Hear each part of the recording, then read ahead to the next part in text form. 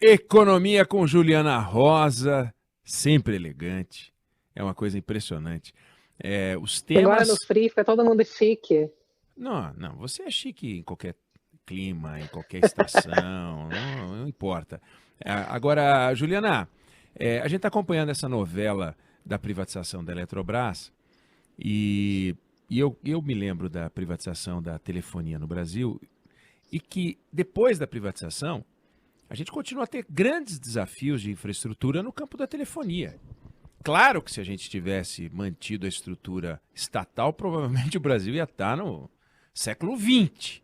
Mas o fato é que o processo de troca de guarda, o processo de troca de comando, se você não tiver um ambiente regulatório favorável, um clima de investimento adequado, você troca o comandante, troca o dono do capital, mas o consumidor continua a sofrer. Então, a privatização não é a solução, ela pode ser o início de uma solução, né? E tem muita gente discutindo a natureza dessa privatização, a oportunidade, etc. e tal, mas parece que vai andar, parece que está andando. Eu queria saber o que você capturou nas discussões sobre essa privatização e aparentemente vai andar. O que vem por aí? O cronograma, sai antes da eleição, não sai antes da eleição, pode ter uma judicialização, não pode. O que você está ouvindo? Isso que você está colocando, né, é importante porque não é só privatizar que tudo se resolve, né? Primeiro, boa tarde para você, para o Fábio, para a Débora, para você ouvinte.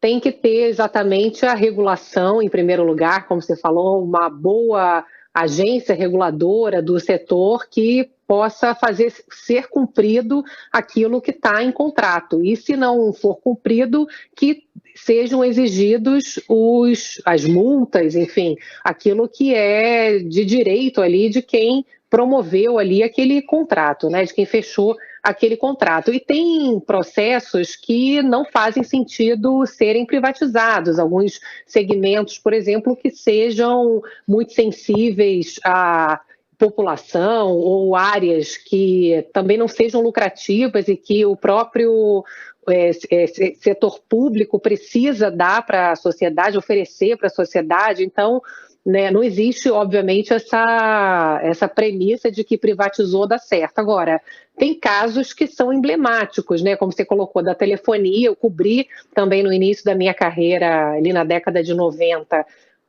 a privatização do sistema Telebrás, e era caríssimo ter um telefone, ter uma linha fixa, era investimento, né? Me lembro que o meu pai falava com orgulho da linha telefônica, ele é proprietário de uma linha telefônica, e era caríssimo o celular no começo. Então, obviamente, tem vários casos que a gente pode citar aqui de privatizações que levaram a um processo de desenvolvimento brutal do segmento. No caso da Eletrobras, o que eu tenho conversado com vários especialistas é que a gente, olhando hoje para o setor de energia do Brasil, a gente olha para a Eletrobras e vê que a capacidade de investimento, ao invés de estar crescendo, ela está diminuindo.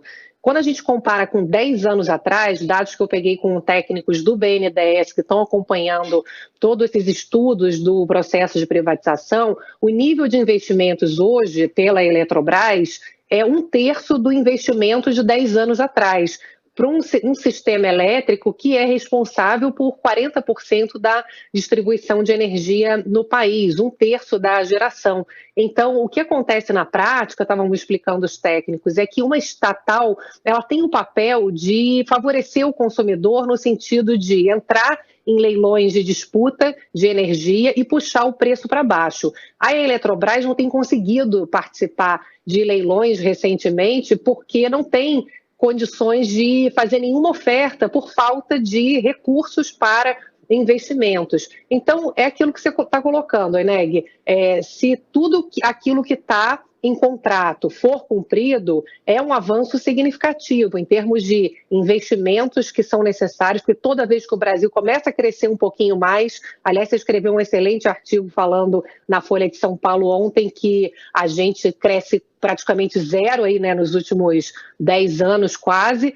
E imagina, a gente está falando de racionamento, de falta de energia para um crescimento quase zero. E toda vez que a gente cresce um pouquinho mais, tem essa história de vai faltar energia, não tem energia suficiente. Energia cara é aquela que a gente não tem, né? Então é preciso tirar da frente esse gargalo de segurança energética. E outra questão é que, se o contrato for cumprido, o setor privado precisa fazer uma série de investimentos ambientais, melhorar o assoreamento dos rios para melhorar a navegação.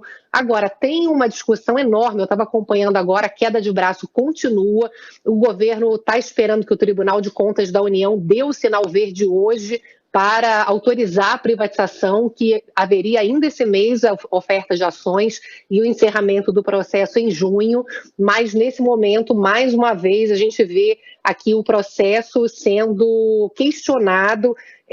Aqui, olha, eu estou acompanhando que houve agora, Eneg, o relator da privatização no Tribunal de Contas da União, o ministro Haroldo Cedrais, ele acabou de juntar ao processo um pedido que foi feito por um grupo de deputados para que a análise do tema da privatização seja retirada da pauta.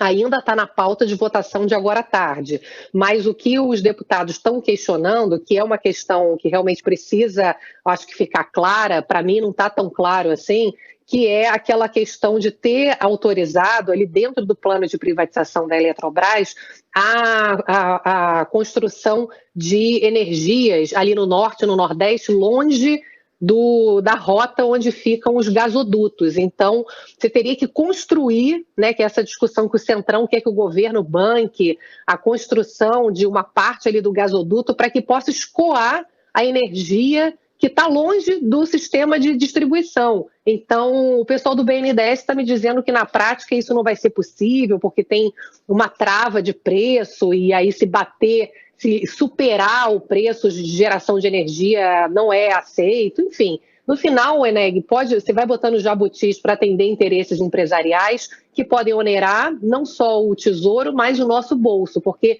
se a energia vai ser gerada lá longe, de onde é o gasoduto para distribuir, é óbvio que ela fica muito mais cara, né?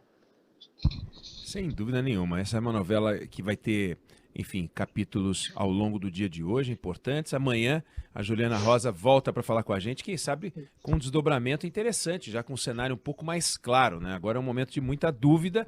O importante é, para onde vai a energia, é para lá que vai o PIB do país. Se não tiver produção de energia, não tem economia que possa crescer, nada, não tem jeito. E tem que crescer mais do que a projeção de crescimento do PIB. Então, nós precisamos de energia, e nunca vamos parar de precisar de energia. O mundo precisa de energia, e nessa discussão de descarbonização, etc., energia limpa, formas de energia, é só o que se discute, é fundamental. Juliana Rosa volta a conversar com a gente amanhã. Valeu, beijo. Um beijão, bom dia.